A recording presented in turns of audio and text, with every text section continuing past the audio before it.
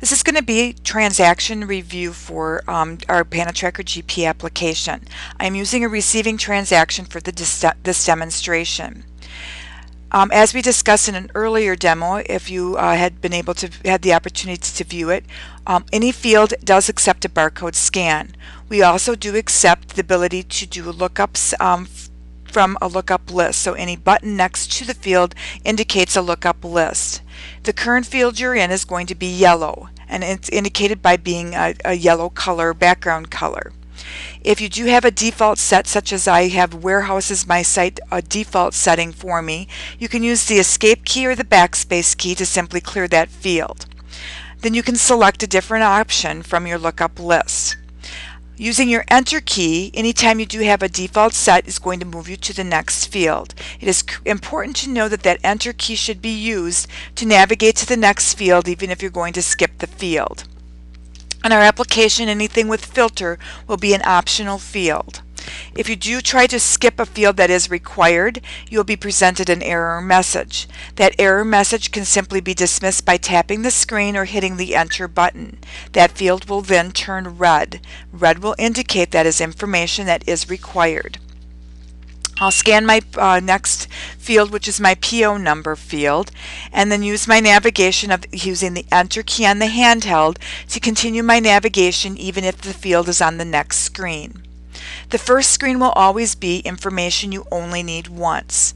The next screen will be information for items. So this is where you will be spending most of your time capturing the items to enter in for that transaction. Again, using the barcode scanning capability, this is going to provide you the most efficient option for collecting data.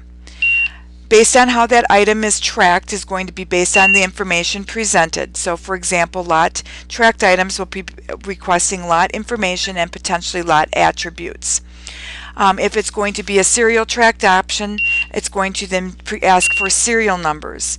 When you are scanning, serial numbers will keep count of for you for your quantity collected, and then you will have a next button automatically available to tap on to reset back to the item field. The review screen is going to be always available and accessed through the tapping review, which is going to show you the progress of your transaction. This can be accessed at any time while you're capturing this transaction.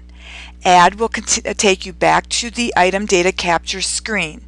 So when you hit the reviews button, you're going to be able to see all the items captured so far.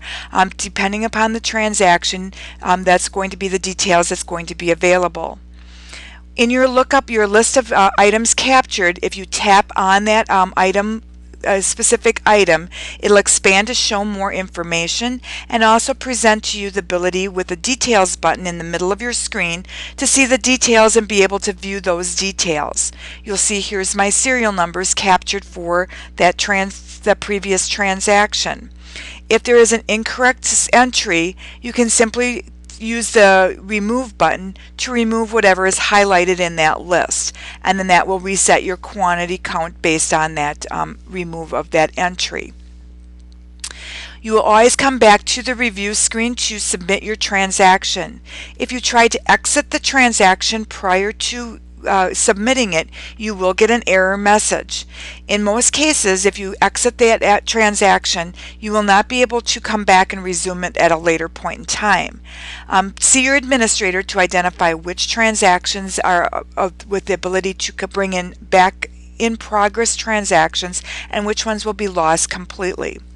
Assume all transactions may be lost completely, so make sure if you have a yes and no message box, no will be enabled with your enter key. You will need to tap the yes to override.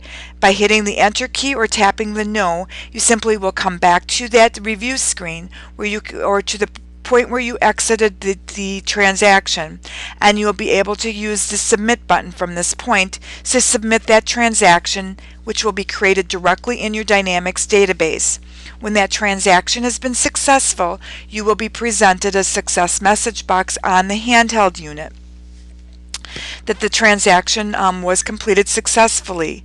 Again, hit the enter key or tap the screen to dismiss, and then you can start your next transaction, or go to the menu to go into a different type of transaction.